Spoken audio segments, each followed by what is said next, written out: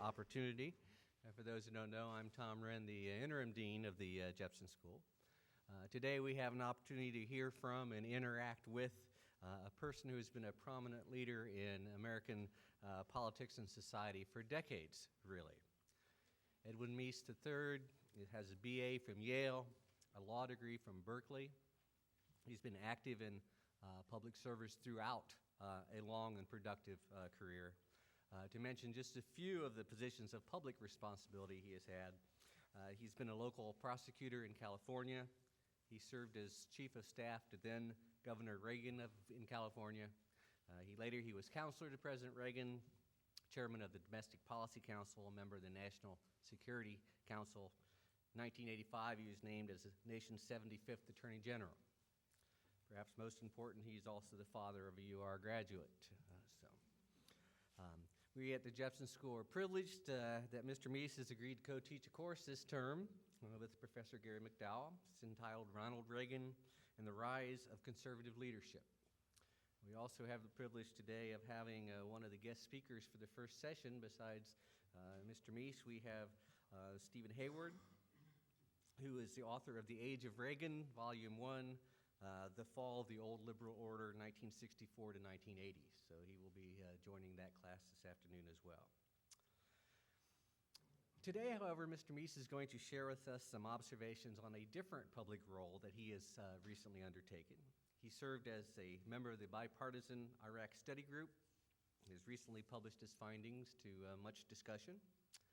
There could hardly be a more timely topic or one more relevant to our contemplation of leadership than Mr. Meese's presentation, Observations on Iraq. Please join me in welcoming former Attorney General Meese.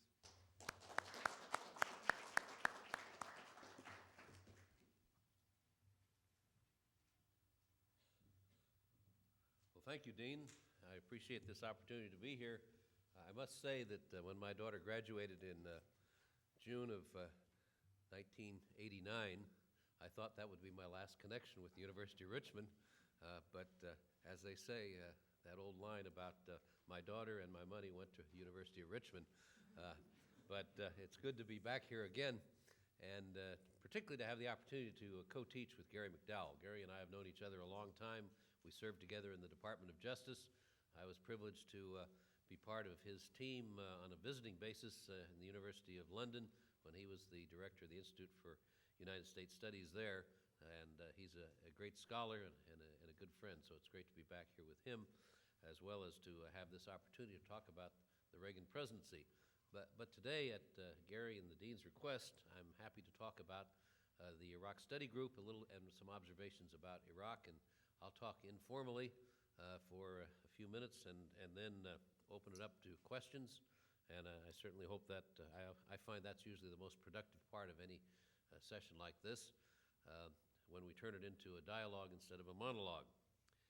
The Iraq Study Group was a unique entity in a sense. It happened because Congressman Frank Wolf, congressman from the state of Virginia here, Northern Virginia, felt that the controversy over Iraq at the beginning of the year 2006 was such that politics dominated the discussion, or at least dominated the points of view of the people discussing it, and that very little was being done in terms of an objective look at what was going on in Iraq, and particularly what ought to happen in the future. And it was for that reason that he proposed the idea to some of his colleagues on both sides of the aisle in Congress that they develop something that would be as objective as you could get, but definitely bipartisan, a study group. And the aspects of it were that it would be people who had no particular stake politically in what was going on to get as objective a point of view as possible. And I'll talk about that a little bit, and then talk a little bit about some of the things we found in Iraq, and then finally talk about our report. But the interesting thing about it is that we had absolutely no official status whatsoever. We were not employees of the government. We were at the most an informal group, but at the same time, we were accorded great support, really, by both Congress and by the executive branch. Congress in terms of providing money through the U.S. Institute of Peace, which was the accountable agency that took care of our support, provided staffing and that sort of thing, and the executive branch by providing a great deal of time, as I'll mention, of top officials, but also, when it became critical, providing support through the Department of Defense for us getting to Iraq and providing us with things like helmets and flak vests and helicopters and things such as that while we were there. One of the features about the group was its bipartisan status and the personalities of the people. The people who were involved there were people like former secretaries of state, former senators, former justice of the Supreme Court, former, in my case, Attorney General, former Secretary of Defense, people such as that. But the one thing we all had in common was none of us had any political ambitions for the future. Our service had been pretty well completed. As a matter of fact, it was a total surprise that one of our group was tapped for something new, which was Secretary of Defense, when out of the group, Bob Gates was nominated by President Bush to be the Secretary of Defense, and of course he had to leave the group at that point. That was almost at the end of our work. But we were really a collection of people who had considerable experience in the federal government, but as I say, we're not looking for anything in the future. We called ourselves a group of has-beens. There's a saying in Washington, when you leave the government for the last time, you go from who's who to who cares. And so we had that, which was a plus, because we could look at things, I think, very objectively. And it was interesting because many of us had worked together before, no matter what our party affiliation had been. For example, Leon Panetta, who had been congressman and director of OMB under the Clinton administration and chief of staff to President Clinton, and I had worked together on some projects earlier. Bill Perry had worked with several of us. He'd been a Secretary of Defense in the Clinton administration. Chuck Robb was a good personal friend of many of us. He'd been a Democratic governor of Virginia here, of course, and Democratic senator. So it was not as though we were strangers, but the bipartisanship was one of the major features. Vernon Jordan, who'd been an advisor to President Clinton, said one of the things that everybody did was when they entered the meeting rooms, they parked their partisanship at the door. And I think it's an important thing to mention because so much of the discussion over Iraq has been so partisan over the course, particularly of the last couple of years. The other thing that distinguished the group was our mandate from Congressman Wolf, and that was not to look back, not to assess blame or credit, but to look forward and to give, as he called it, a fresh view and new ideas of where the country should be going in Iraq. Our process was, as you might expect from a study group such as ours, was to hold a series of meetings in Washington, D.C., and then a site visit to Iraq. In Washington, in the total time that we were in existence, which was about 9 months, we met with about 150 people. We met in Washington with the leaders of the House, Republican and Democrat, the leaders of the Senate. We met with the chairs of all the committees, Armed Services, Foreign Affairs, International Relations, as well as the leadership. We met with all the key people in the Department of Defense. We met with generals, a lot of people who had retired, a lot of generals who were opposed to the war or opposed to the way in which the war was being prosecuted. We met with a lot of news people who had been critical. We met with Tom Ricks, for example, who had written one of the books negative about the way the war had been going. We met with several of the generals who had come out, retired generals who'd come out against the war, as well as people on active duty. When we went to Iraq, we met with all the leaders of the government there, the president, the vice presidents, the prime minister, the deputy prime ministers. And in that group, those six, the prime minister, the president, and their deputies or vice presidents, of those six, that meant we met with Sunnis, Shiites, and Kurds, since that group represented all of those principal forces within Iraq. We also met with many of the key ministers, the Minister of Defense, Minister of the Interior, Minister of Oil, Minister of Electricity. We met with a lot of ordinary people who were on things like the Reconciliation Commission. We met with the journalists from Iraq. We met with the political leaders, the sheikhs, who led various tribal and religious groups over there. So we really got, I think, a very balanced picture, a picture balanced in terms of the totality, but obviously very partisan from the standpoint of the various people there. And we met with a very large group of news people, both here in this country who had written about this, as well as the news people who were on the spot there in Iraq. We met with the LA Times, Washington Post, New York Times, and the AP reporters who had been there reporting the news on a day-by-day basis.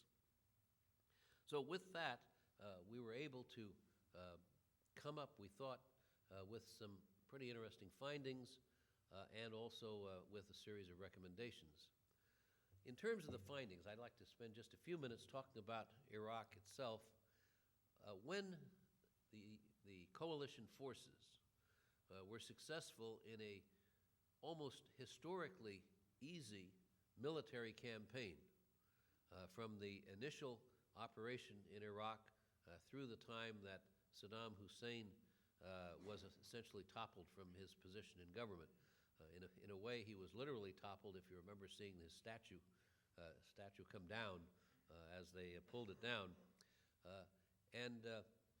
When that happened, essentially, this was such a centrally dictated regime that he had, that when he came down, when the army was disbanded, and when essentially his Ba'ath Party, which was his political party, officials were removed from the government, a vacuum was created. And up until that time, everything had been so centrally dictated that when those people who had been part of his regime, the top element of his regime, were no longer there, there was nothing essentially by way of government in Iraq. And this is one of the things that had not really been planned for by the coalition forces.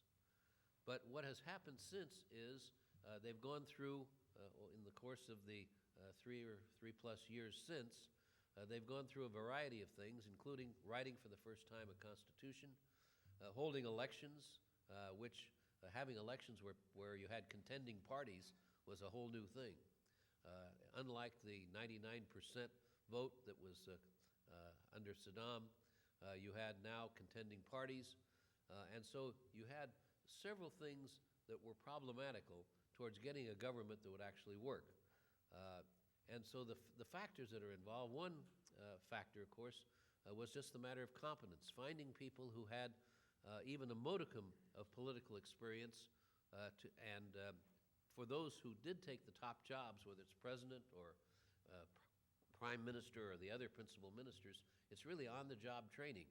They're learning to do their jobs as they go along. It's not as though there were, say, as you would have in England or even in our country, you would have people of the opposite party who were ready to step in when the political leadership changed. There you're taking people essentially from scratch. And there are three major problems, of which this is one, competence of the government.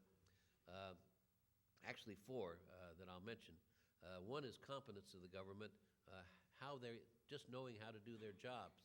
And it's not only true of the ministers themselves, but also the people working for them. If you think of where our government would be today, where everybody at the level of about GS-12 or higher was suddenly cast out of the government, how would the federal government function? It would be very difficult. Well, that's essentially what happened there. So competence is a major problem. A second major problem, quite frankly, is corruption.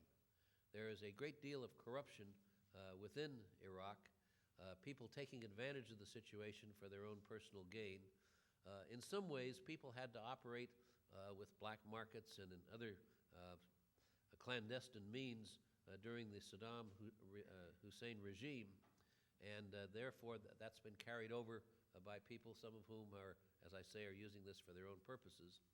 And a third area has to do with loyalty to a government of a nation, as opposed to the loyalty that many of them have towards their own tribe or their own religious body. The Sunnis, the Shiites, the Kurds, and then within that, the tribes. So you now have Sunnis fighting Sunnis as well as fighting Shiites. You have Shiites fighting each other, and you have groups that have grown up in the course, who were there already, but who have grown up particularly in the last 3 years. And one of the things that happens in Iraq is everybody is armed. As a matter of fact, when the police and the army goes through these house-to-house searches, they are instructed that every house is entitled to have one AK-47 in their home. Now, you can imagine what would happen in the city of Richmond if every home was allowed to have one AK-47. We would have a much more serious situation, I'm sure. But that's what's happening there. And so there is a great deal of informal fighting based upon these religious and religio-political differences that take place. And this is a big part of what is going on.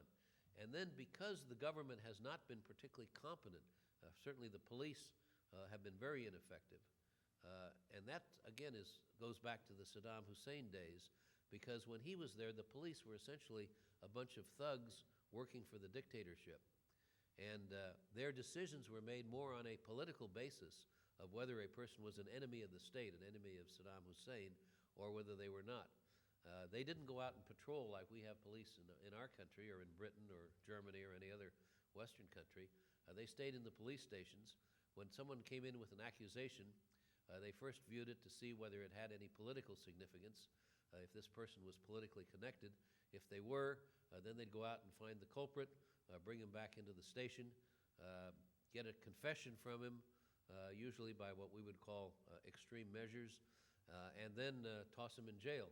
And very, very far from any idea of a system of justice with courts and trials and that sort of thing. So the police were viewed with contempt or fear during the Saddam Hussein regime, and so it's taken a long time for the police to regain any measure of respect from the people. At the same time, many of them have their loyalties to these religious groups, which are greater than their loyalty to the people of the country. And so that creates problems as well. And then you have, just as I mentioned, a lot of weapons in everybody's hands. You also have these informal armies that have joined up. Every ministry there, they have something in the neighborhood of 35 ministries. Every ministry has its own guard force, which is a small army. As a matter of fact, if you put all the ministries together, their armies, their security forces total a number of armed men that are equal to the size of the army, of the Iraqi army. So you have these armed groups, which often are also tied in depending upon the religious orientation of their minister. And then you have groups like the army, the Mahdi army of Muqtada al-Sadr, who is one of the principal religious political leaders in the country, where they have some 60 to 80,000 soldiers. So you have all of this armed activity and a situation where you can see the result has been the violence that's taken place. And up until now, the efforts have been primarily by the United States Army and Marine Corps to try to maintain security and stability. Now, the whole country is not involved in this. There are 18 provinces in Iraq. About half of them have virtually no attacks whatsoever. And business of daily life goes on as it would in any country, with people going to shops, going to their jobs, and so on. But in about a half a dozen major hotspots, which comprise about 40% of the population, that's where these troubles are taking place, where the explosions are taking place, where the shootings are taking place, and so on. And so that's the situation that you find there at the present time. Our findings, based on these findings, our recommendations encompassed 4 general areas.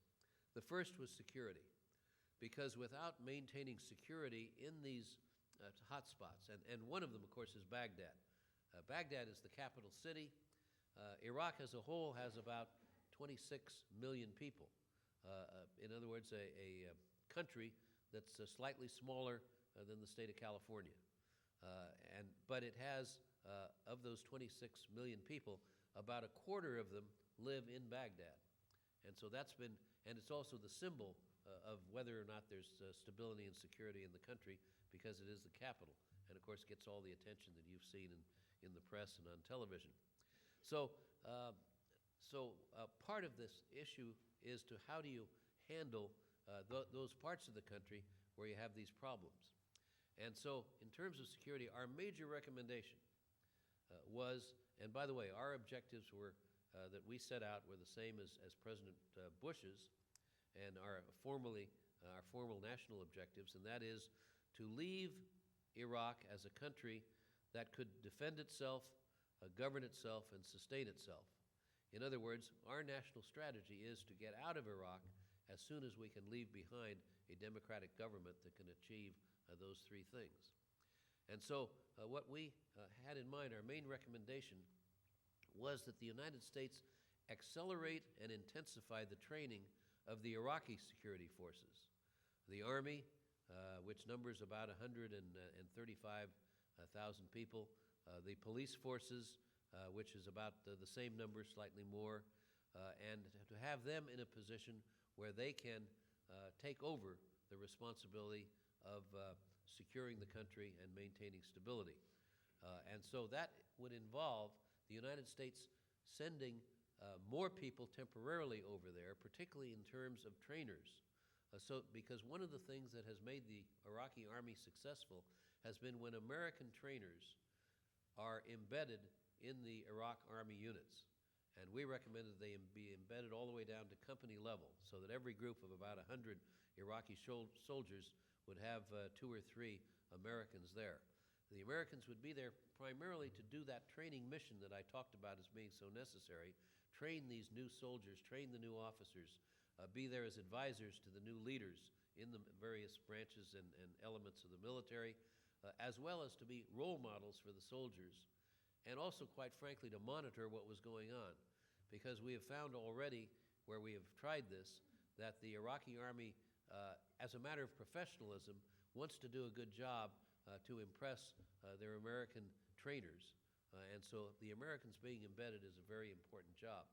We also recommended that as Iraqi army units were able to take over the primary responsibility for security, that would enable us to take American units out of that role and ultimately to start the process, which has always been intended, of bringing the American army, the coalition troops, because other countries are involved as well, out of Iraq at some point where it's safe to do that.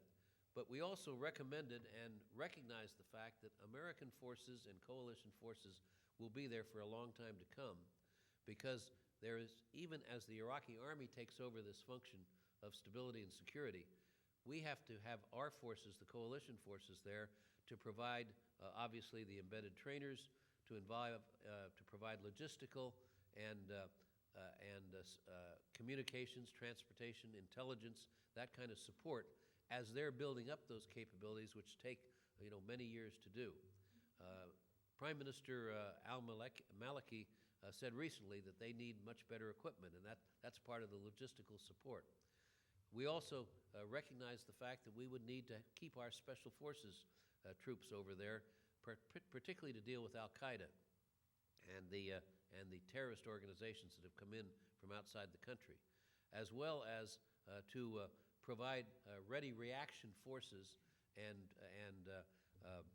troop protection forces for those units which have our trainers embedded in them, so that if a situation got out of hand and the Iraqi army was not able to handle a particular situation, we would have ready reaction forces that could go in to save the situation as they were learning and increasing their capabilities. So even if we were able to pull the groups that have primary responsibility for combat of the coalition forces out of there over the course of the next year to year and a half, we would still probably have somewhere in the neighborhood of 60 to 70,000 American troops still over there to carry out these functions in support of the Iraqi government. Well, that was the security recommendation. The second recommendation had to do with the political situation. The Prime Minister, al-Maliki, had himself set out a series of benchmarks of things they need to do internally politically, particularly to bring about reconciliation of these various forces within the country. One of them is to have a fair basis for the distribution of oil revenues. You see, the situation there is in the Kurdish part of Iraq, they have oil.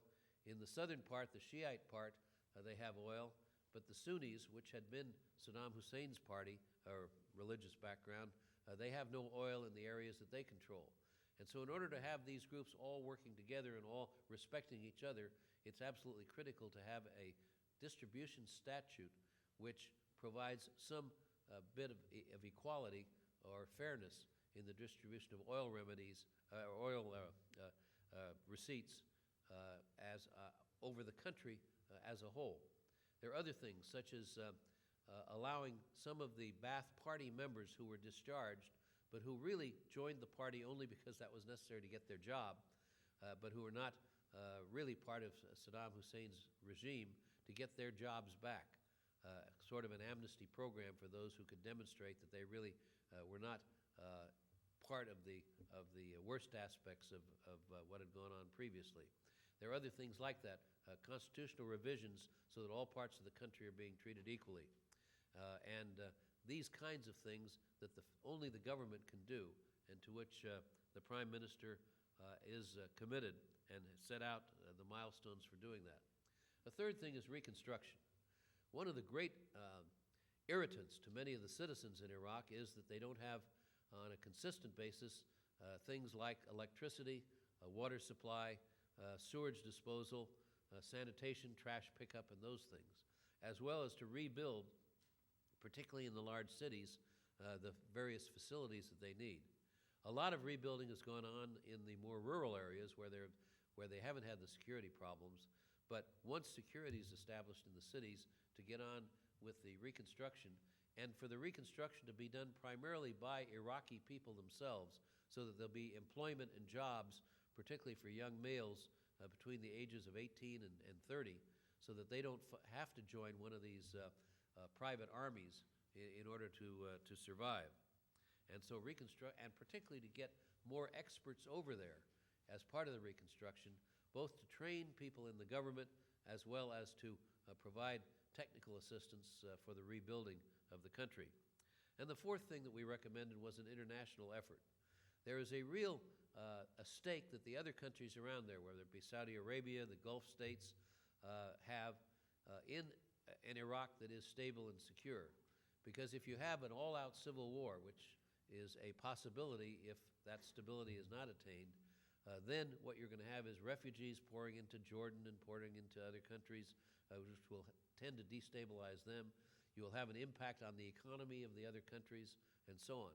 So one of our recommendations is an international effort bringing together not only the neighboring states, neighboring countries around Iraq, but also groups like the European Union, the United Nations, and others who on a worldwide basis have a stake in the situation, and bringing them together in support of and working with the Iraqi government to provide support, monetary support for reconstruction, for example, as well as political support, since many of those countries also have dominant religious groups such as Sunnis and Shiites, and can exert pressure through the religious groups to try to increase the stability and to assist with the security.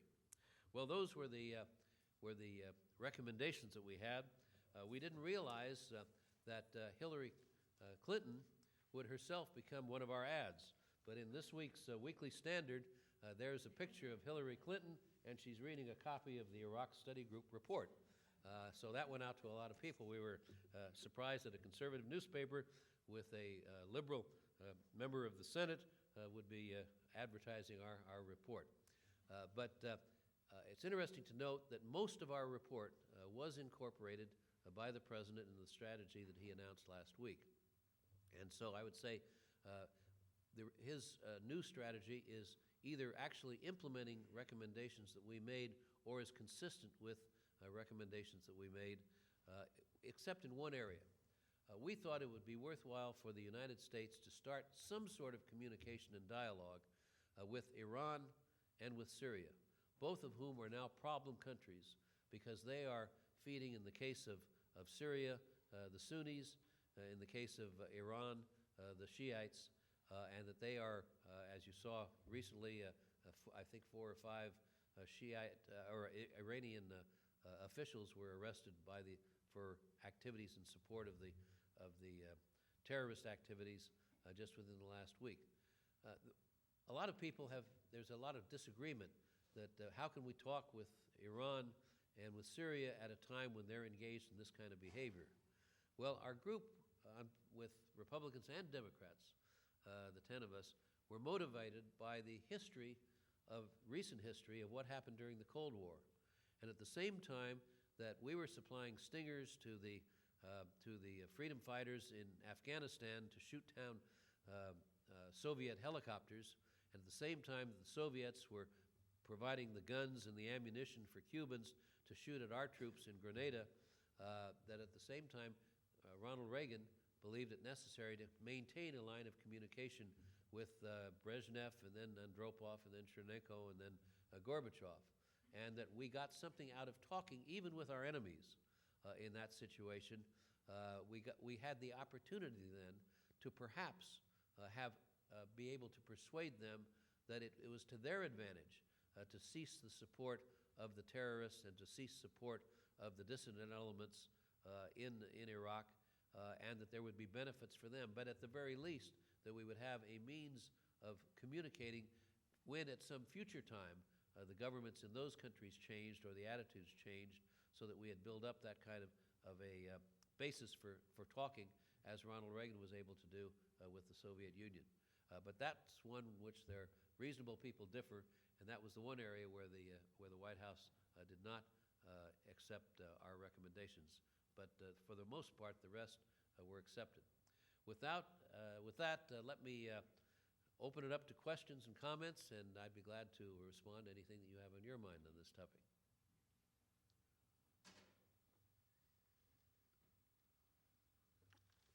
Yes, sir. Yes, ma'am.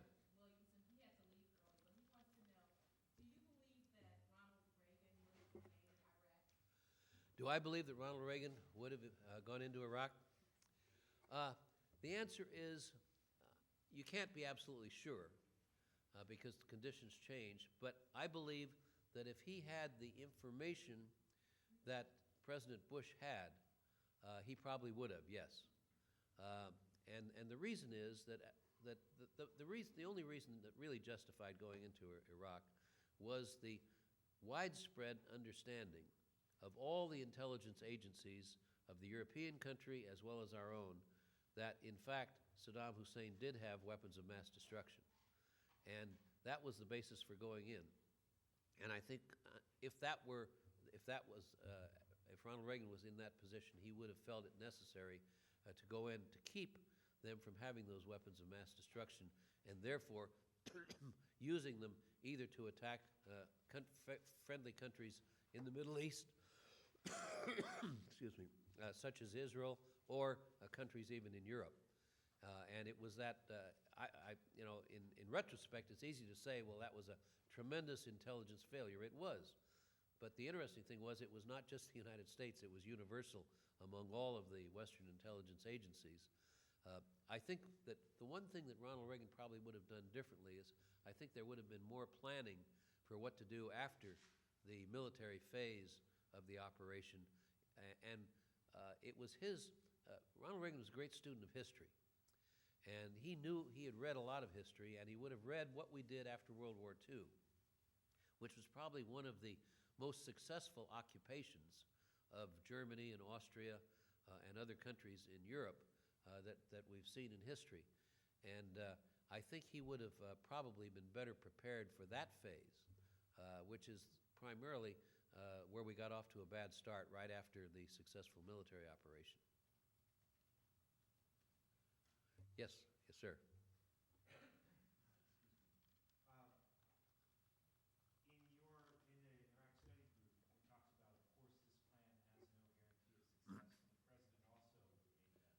Right. You talk about it in the ISG report that, well, if the Iraqi government doesn't meet these marks, that the United States should start pulling back. I'm wondering if the Iraq study group spent time with contingency planning. Yeah. So if Iraq doesn't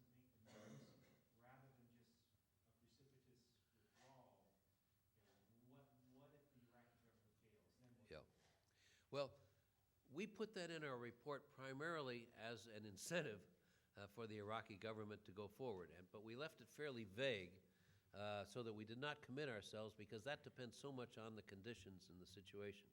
I must say that we've been gratified by the fact that Maliki seems to be stepping up to the plate as we had hoped that he would, as indicated even by the last 48 hours, where he seems to be willing, as he told President Bush, even before as our report came out, that he was willing to authorize that there would be no political limitations on going after al-Sadr or these various militias. But the reason we left it vague was there are various scenarios you can imagine. One is that we would withdraw our American troops to the perimeters, to the borders of Iraq, and prevent more foreign fighters from coming in, but then leave it up to the Iraqis to deal with the security situation in those hot spots. I mean, that's just one possible thing. Another would be we would withdraw the troops to other friendly countries around the area.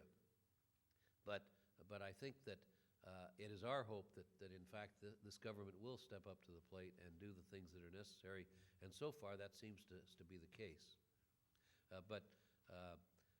You know, there are not an awful lot of options, quite frankly, but the important thing is that we didn't want to, as it was phrased, we don't want to just write a blank check, that we're going to keep troops over there if the Iraqi government doesn't do the things that are necessary. Because you don't do this by military force alone. You've got to have the political component and the reconstruction going alongside with it in order to get be able to persuade the hearts and minds of the people there to support a government that is going to do the things necessary, and not just to have our army in there getting casualties with no hope of success. Yes? Yep, you.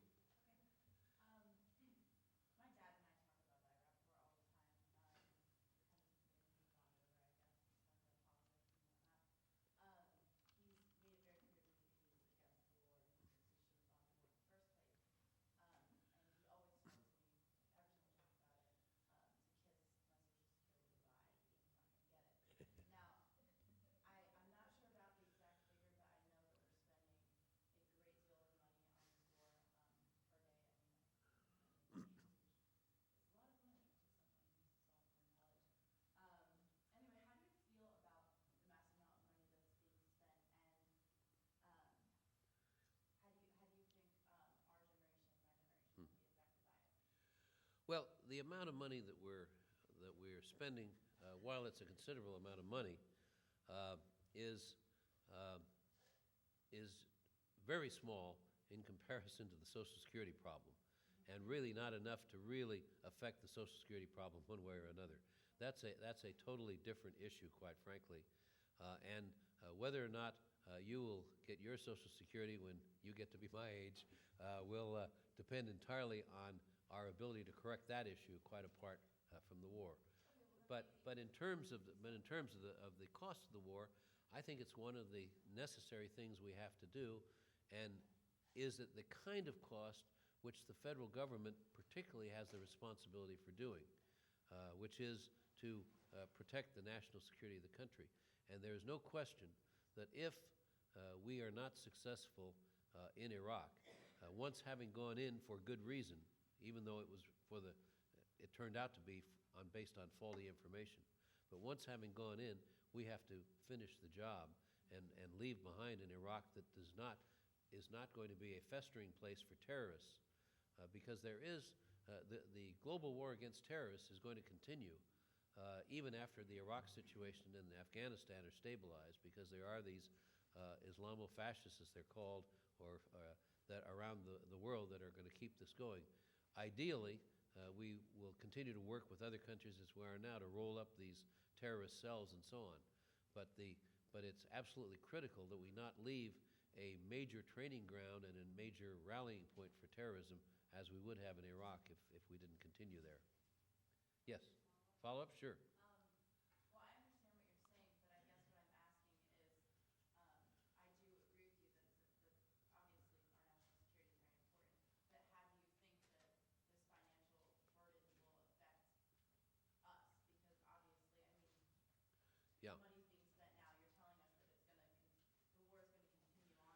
Yeah.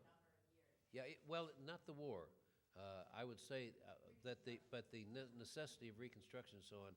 But really, I mean, it sounds, billions sounds like large amount of money, and indeed it is.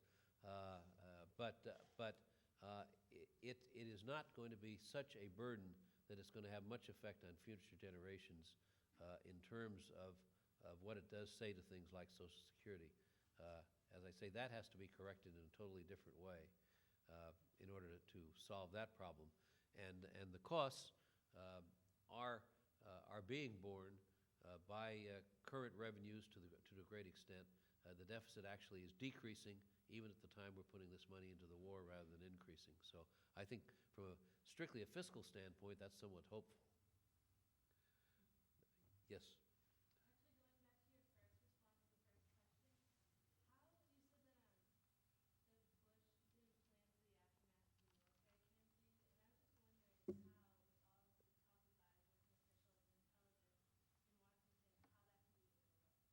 How that could be overlooked? Well, you have to look at the situation that the military campaign lasted a very short time, much shorter than anybody thought. And so while there were people simultaneously with that planning for what do you do next, I think there were several things that happened. And what I'm saying now is my own view, not the Iraq Study Group, because as I say, we didn't look back.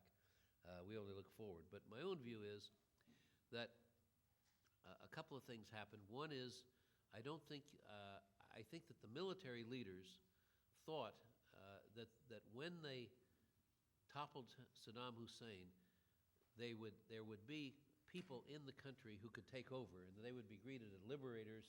Tommy Franks had written that he felt that they could win the war, win the combat phase, and in 3 weeks start getting people out of there. I don't think there was an appreciation on the part of some of the leaders in both the Department of Defense and Department of State of the fact that this was going to be, in effect, an occupation. And I think there were some mistakes made at the start. We didn't have enough troops at the start in the country to do that. That was one of the problems. And I think there were serious mistakes made by some of the people in top places. I don't fault the president personally because he's dependent on the people he has working for him, although he said he takes the responsibility. But there were people who thought that we could do it, that we could fight that we could handle the post-combat situation the same way we handled the combat. And that is with a very highly technological, highly competent, but minimal number of personnel type army. And when it turns out, you can't have an occupation that way. So I think there was a lack of appreciation of what the problem would be. There was a lack of proper planning in terms of the response, and then we didn't have enough troops. Remember, right after the start, after the combat was over, there was a widespread looting that took place in Baghdad. That was one of the signs that this was getting out of control. Likewise, we didn't disarm the population, which we could have probably immediately at the start. We made some mistakes in disbanding the army, as opposed to locking them in their barracks and just keeping them there, because they provided then the fodder for some of these militias. So there are a lot of things that you learn in these situations that were done wrong. But you always learn that after the fact. And it's easy for me to say at this point, these things were done wrong. It looked very different to them at the time. But also, as a country, it's quite different from World War II. One of the things they didn't do, by the way, was read the history of World War II and the occupation, which they should have. But in many ways, at the end of World War II, you had all of these troops, so that there was no question we had enough troops over there to handle the thing. And we were already bringing troops back while we were training some of the troops that were there to be in a constabulary to maintain order and security. We had just the opposite in Iraq, so it's not totally fair to compare the two situations. But one of the things is, as a country, we're not prepared for the kinds of things you do when you have to take over a country after a war. In World War II, the nation was mobilized so they could take whole groups of people that went over, civilians as well as military, to perform these very critical functions of training the new officials and all that sort of thing. We don't have that. Right now, our military is doing things that ought to be done by civilians. For example, leading the reconstruction efforts, to doing engineering, doing training police, things like that, and we don't have the civilian capability to do those kinds of things that are necessary. That was one of the things we recommended, for example, in the Iraq Study Group, is that is the Department of Justice send a lot of trainers over there to train the police rather than leaving this just to the military. Yes, sir. Mr. Meese, I'm curious with regards to the international aspect of the recommendations. If you think we have maybe the necessary soft power to go to, let's say, the United Nations or the European Union to get a certain type of support, which I was hoping you might elaborate on what we might ask of these organizations. Well, one of the things that we felt that we would ask, first of all, many of those countries did not see fit to take part in the combat operations, but it would be to everybody's advantage from an economic standpoint, from a trade and commerce standpoint, as well as from a world stability standpoint, not to have major violence continuing in Iraq, or particularly in that region. And so it was on that basis that there are indications that those groups would be willing to participate in a broader coalition for purposes of supporting the government of Iraq, and in doing the kinds of things you do on a multilateral basis, not from a military standpoint, but more from a peace and stability standpoint, particularly in the area of economic support. And so in people that we talk with, we talk to a lot of ambassadors. We talk to Norwegian ambassador and German ambassador, British ambassador, and many others. Even the Syrian ambassador we talk with, and a leader of the Iranian government. And in all those cases, it appeared that there was opportunities for support from those kinds of countries. Yes, sir. So you've expressed a feeling that, for the most part, the Bush administration is following the study group recommendations with little things here and Yeah. there, for the most part. Do you think that the majority of your fellows in the study group feel the same as Hamilton, Baker, Panetta? Yeah, I think generally they do. We all were briefed by the White House prior to the president's message coming out. We've gotten considerable information since that time about what the national strategy is. So I think for the most part there is the feeling. Now, some members of our group were more interested in this international aspect, and particularly the communications. And I think their focus would be a little different from mine as to the importance of that. My focus has been on the training of the military and the police and doing the things to bolster the government. But I think in general, I would say almost all of the members of the Iraq Study Group would agree with the general proposition that the President has indeed followed our recommendations. Or at least has done things consistent with them. Let me mention that the President, from the start, has been very cooperative with our commission in terms of the amount of time and attention he's given us. When we started the work, he spent an hour with us in the White House there, just giving us his ideas. Then about midway through, he spent an hour and a half. And in that meeting, he had the President, the Vice President, the Secretary of State, the Secretary of Defense, and the Chairman of the Joint Chiefs of Staff, as well as his own Chief of Staff, Josh Bolton, the National Security Advisor, Steve Handley, and other top people in the White House. So there was a lot of attention. Then when we brought in our report, we spent an hour with the President, and he didn't just accept the report and said, "I'll look at it." He went around the room and had each one of us tell him what we felt was an important focus of the report that he ought to pay attention to.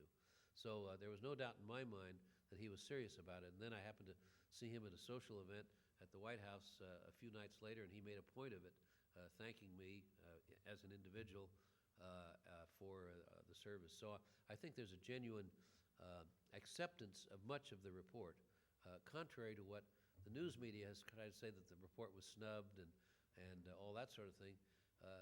Most of the stuff in the news media about our report was written by people who had never read it. And if you read the columns by people who actually read the report, you have a very different view of the report itself, as well as by its acceptance from what you see in the general press. I saw a hand back there. Yes, sir, you. Yes, thanks for your remarks, Mr. Meese. I have two questions. I guess the first has to do with the piece that was sort of left out, and the one that the media is focused on, which is to kind of engage the